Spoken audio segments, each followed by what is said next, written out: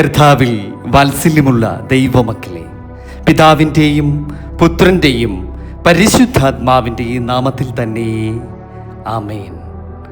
വാത്സല്യ സഹോദരങ്ങളെ, ഇന്നു നാം വിശുദ്ധ നോമ്പിലെ 37-ാം ദിവസമാണല്ലോ. പ്രാർത്ഥനയാലും ഉപവാസത്തോടും കൂടി ആയിരിക്കുന്നത്. ഇന്ന് നമുക്ക് ഒരുമിച്ച് ഇവിടെ അല്പനേരം ധ്യാനിക്കുവാൻ, പ്രാർത്ഥിക്കുവാൻ തക്കവണ്ണം സ്വർഗം നൽകിയ ആ വലിയ കൃപയ്ക്കായിട്ട് നമുക്ക് ആദ്യം തന്നെ ദൈവത്തെ സ്തുതിക്കുകയും സ്തോത്രം ചെയ്യുകയും ചെയ്യാം.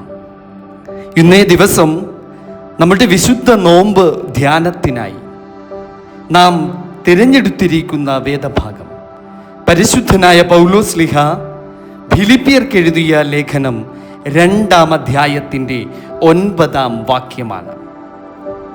അവിടെ ഇപ്രകാരം നാം കാണുന്നു: അതുകൊണ്ട് ദൈവവും അവനെ ഏറ്റവും ഉയർത്തി സകല നാമത്തിനും മേലായ നാമം നൽകി. ആമേൻ. ഈ തിരുവചനം വായിക്കുമ്പോൾ, ഈ തിരുവചനം കേൾക്കുമ്പോൾ അവിടെ ഒരു ചോദ്യം നമ്മുടെ ഉള്ളിൽ ഉയർന്നു വരുന്നുണ്ട്. എന്തുകൊണ്ട്?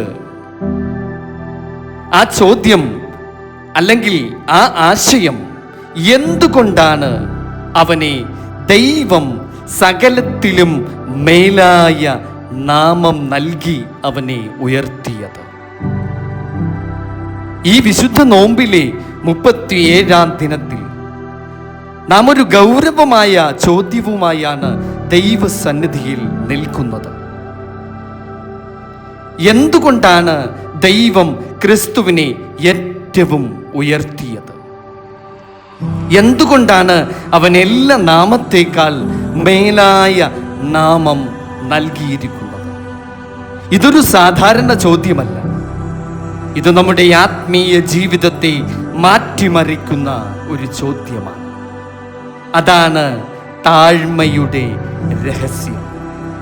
പ്രിയമുള്ളവരെ, ഫിലിപ്പിയർക്ക് എഴുതിയ ലേഖനം 2-ാം അധ്യായത്തിൻ്റെ 5 മുതൽ 8 വരെയുള്ള തിരുവചനം നമ്മോട് പറയുന്നു: ക്രിസ്തു ദൈവസ്വരൂപമായിരുന്നിട്ടും മനുഷ്യനായി ദാസന്റെ രൂപം ധരിച്ചു, മരണത്തിനു വരെ അനുസരണമുള്ളവനായി തീർന്നു. ഇതാണ് ആ ചോദ്യത്തിൻ്റെ മറുപടി. അതുകൊണ്ട് ദൈവം അവനെ ഏറ്റവും ഉയർത്തി. ആമേൻ. കാരണം അവൻ താഴ്ചയിൽ പോയി ഏറ്റവും താഴ്മയുള്ളവനായി തീർന്നു. വിശുദ്ധ മത്തായി എഴുതിയ സുവിശേഷത്തിന്റെ 23-ാം അധ്യായത്തിന്റെ 12-ാം വാക്യത്തിൽ നാം കാണുന്നത്: തന്നെത്താൻ ഉയർത്തുന്നവനെല്ലാം താഴ്ത്തപ്പെടും, തന്നെത്താൻ താഴ്ത്തുന്നവനെല്ലാം ഉയർത്തപ്പെടുമെന്നാണ്. ക്രിസ്തു പഠിപ്പിച്ചത് മാത്രമല്ല, തൻ്റെ പിതാവിൻ്റെ കൽപ്പനകൾ അനുസരിച്ച് അതിൻ പ്രകാരം തന്നെ തൻ്റെ ജീവിതം കൊണ്ട് ജീവിച്ചു കാണിച്ചു തരികയും ചെയ്യുകയാണ് ഉണ്ടായത്. അനുസരണത്തിൻ്റെ ശക്തി. പ്രിയമുള്ളവരെ, ക്രിസ്തുവിൻ്റെ മഹത്വത്തിൻ്റെ അടിസ്ഥാനം അനുസരണമായിരുന്നു, ഒബീഡിയൻസ്.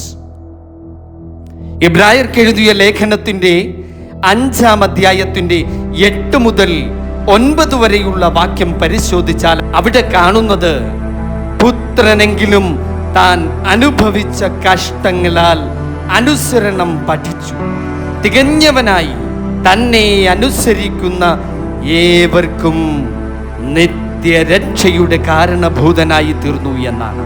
ആമേൻ.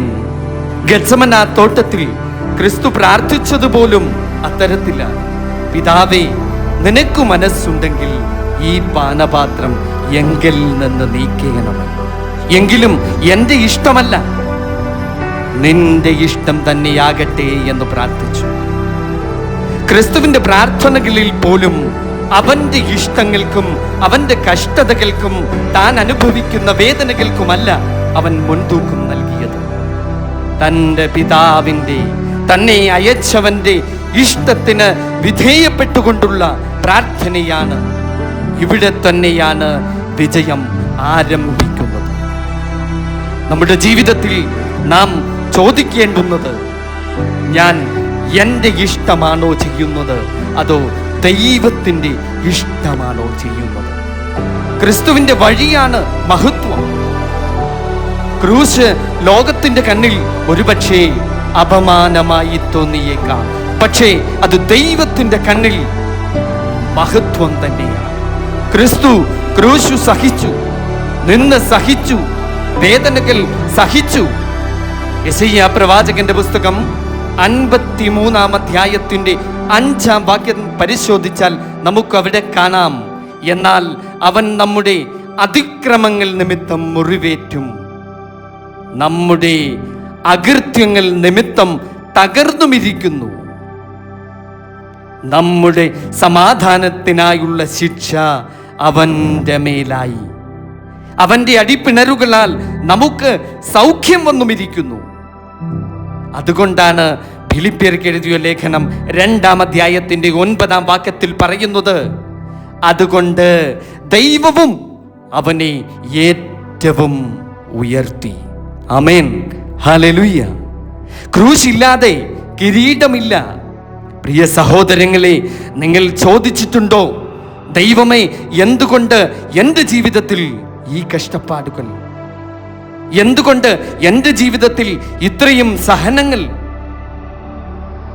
ഇന്നത്തെ അതിൻ്റെ മറുപടി, ദൈവം നമ്മെ താഴ്ത്തുന്നത് ഉയർത്തുവാൻ വേണ്ടിയാണ്. 1 പത്രോസ് 5-ാം അധ്യായത്തിന്റെ 6-ാം വാക്യത്തിൽ നാം കാണുന്നത്, അതുകൊണ്ട് അവൻ തക്ക സമയത്ത് നിങ്ങളെ ഉയർത്തുവാൻ ദൈവത്തിന്റെ ബലമുള്ള കൈക്കീഴ് താണിരിപ്പീൻ. അങ്ങനെയാണ് ആ തിരുവചനം നമ്മോട് പറയുന്നത്. നിങ്ങളുടെ കഷ്ടം വെറുതെയല്ല, നിങ്ങളുടെ കണ്ണുനീർ വെറുതെയാകില്ല. അതാണ് നമ്മുടെ സഭ നമ്മെ പഠിപ്പിക്കുന്നത്. ഈ വിശുദ്ധ നോമ്പിലൂടെ ധ്യാനം, ഫാസ്റ്റിംഗ്, പ്രാർത്ഥന, നിരന്തരമായ പ്രാർത്ഥന, പ്രേയർ, താഴ്മ, ഹ്യൂമിലിറ്റി, ഇവയാണ് ഉയർച്ചയുടെ വഴി. ഈ വിശുദ്ധ വലിയ നോമ്പ് നമ്മോട് ചോദിക്കുന്നു, നീ താഴ്ത്തപ്പെടുവാൻ തയ്യാറാണോ? പ്രിയ ദൈവമക്കളെ, എന്തുകൊണ്ട് ദൈവം അവനെ ഉയർത്തി? കാരണം അവൻ താഴ്ത്തപ്പെട്ടു, കാരണം അവൻ അനുസരിച്ചു, കാരണം അവൻ ക്രൂശു സഹിച്ചു.